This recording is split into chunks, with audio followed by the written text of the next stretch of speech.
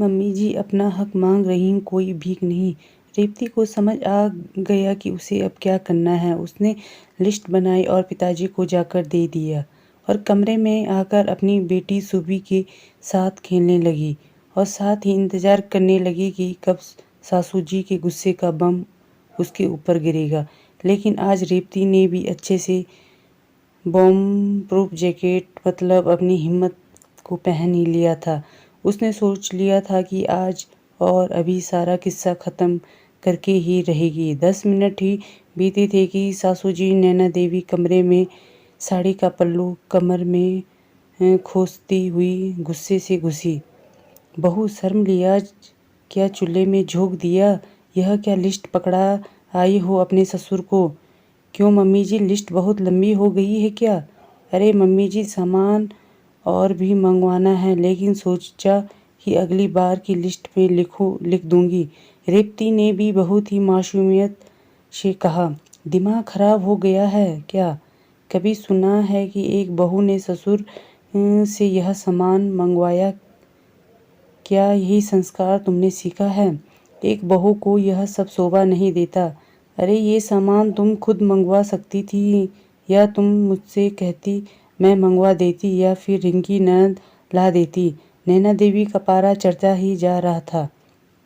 Mummy जी, आप शायद भूल रही है कि मैंने आपसे 2 दिन पहले ही कहा था कि मुझे कुछ ज़रूरी सामान मंगवाना है। तो आपने भी ही कहा था कि संडे को तुम्हारे पापा जी बाजार जाएंगे तो ले आएंगे। अभी मेरे पास पैसे नहीं हैं और मैं खुद कैसे मंगवा सकती हूँ, जबकि आपके बेटे ने मुझे आपके ही कहने पर 1 रुपए भी नहीं दिया। कुछ याद आया मम्मी जी? रेवती ने सासू जी को याद दिलाया। रेवती का ससुराल गांव में है और उसकी शादी को 3 साल हो चुके हैं। उसका पति अजय दूसरे शहर में नौकरी करता है। गांव में सास ससुर ननद है। अभी सुबी छोटी है, इसलिए रेवती अधिकतर सास ससुर के पास ही रहती है। अजय 2-3 महीने के अंतराल में गांव आता रहता है। जाते समय सासू जी रेवती और बेटी सुबी के खर्चों के नाम पर अपने लिए अजय से मोटी रकम ले लेती थी। रेवती जब अपने लिए पैसे अजय से मांगती तो नैना देवी चीनी की बोरी बन जाती और कहती, क्या करोगी तुम पैसा लेकर? अरे यहाँ हम हैं, तुम्हारे पिताजी हैं। तुमको जो चाहिए होगा मुझसे या पापा जी से कहना, सब ला देंगे। यह उस समय की बात है जब सैलरी हाथ में मिलती थी और एटीएम या यह कहिए कि डिजिटल सब सिर्फ शब्द था। फिर भी मम्मी जी, कुछ तो मेरे पास होना चाहिए। ऐसी बहुत सी ज़रूरतें होती है, वो आप लोगों से कैसे मंगवा सकती है। और सुबी का भी सामान है, आपने भी तो इनसे पैसे लिए हैं। रेवती नैना देवी को समझाने की कोशिश करती है। ओ अब समझे हम। तुमको इस बात से जलन हो रही है कि मेरे बेटे ने अपनी सैलरी मुझे दे दी। और फिर नैना देवी का इमोशनल नौटंकी चालू हो गया। देखा बेटा, मैं तुमसे कह रही थी कि बहू और रिंकी में कोई फ़र्क नहीं करती, लेकिन तुम्हारी बीवी मुझे माँ नहीं समझती। कोई बात नहीं बेटा, इसके मन की तसल्ली के लिए इसे 100 रुपये दे दे। और फिर अजय से पर्स लेकर उसमें से 100 रुपये निकाल कर रेवती के हाथ में रख दिया। मम्मी जी, अपना हक मांग रही हूँ, कोई भीख नहीं। ये पैसे भी आप ही रख लीजिए। और रेवती ने 100 रुपये वापस रख दिया। वैसे तो रेवती अपनी और सुबी की ज़रूरत का सारा सामान अजय से मंगवा लेती है, लेकिन कितना और कब तक का कुछ न कुछ सामान कम हो ही जाता है और उसके पास पैसे भी नहीं होते कि वो खुद मंगवा ले।